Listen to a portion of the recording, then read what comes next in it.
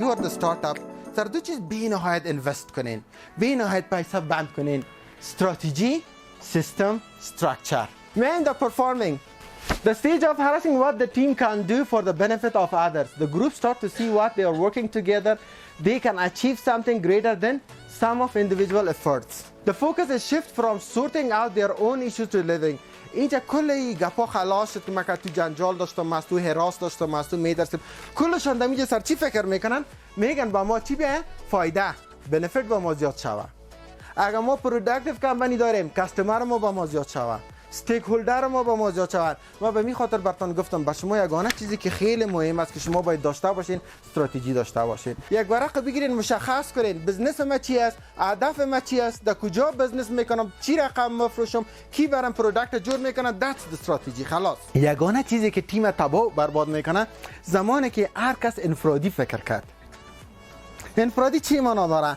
من میگم بزنس از ما باشه، نفر مقابل میگه بزنس از تو باشه، نیکبین میگه بزنس از ما باشه. هر کس به اندیویدوالیسم فکر که کردن، اونمو چیزی است که یگانه کلان ریسکی که در بزنس ایجاد میشه اندیویدوالیسم است. همیشه که تیمتان جور میکنین، گوش کنین، بشنوین به پارتنرایتان، ظرفیت‌هایش شناسایی کنین، کی در کدام لیول خوب است، کی را در کجا ما پیش ببرم. در تیمتان امکان داره بعضی کسا استورم میباشن،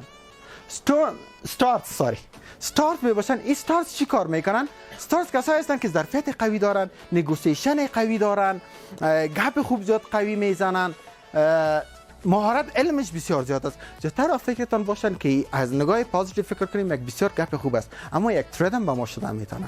بعضی چیزاست که یک تیم سکسسفول میرسانه. یک تیم اعضا را میتونه که سکسسفول، کامیابتر بسازه، بیشتر ببریش. اولش چیست؟ کوردینیتور. بعد از خاص دیده باشین که در تیم کار میکنن، دمی هر چاینل که به اصطلاح ما پر تیم کار میکنن. اگر مثال و هیچ وقت از کار بس نمیبرن، کانفلیکت هم ببینن میرن اینجا اسلام میکنن. وقتی که در دایری میبینن که کار بند است، در دایری میره کار میکنن. دایتی که میره دایتی کار میکنن. یا مثال میرن در وات ایور، حتی ایون اگر گاردم نباشه دم گاردی خودم میره استاد میشن. they are called committed person. دارن یا کوردینیتور میگن. یک نفر از گوفار است. Gopher is a person who happily goes for this and goes for that. He or she perfectly happy to do everything. یک نفر است که میگه هر کار برش بگیدیم دفتر خوش است که انجام بده، بدون از اینکه پیشونی ترشی کنه، بدون از اینکه جگر خون شوه، بدون از اینکه بگه این ریسپانسیبیلیتی من، این ریسپانسیبیلیتی من نیست. کار برش میسپارین، با ریزالت، با نتیجه برتون میدن. لیدر خوش ما میفهمیم یگانه چیزی که در بزنس زیاد رول هم داره لیدر است.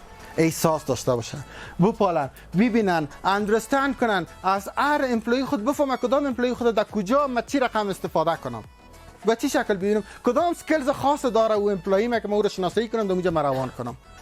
This is called leader.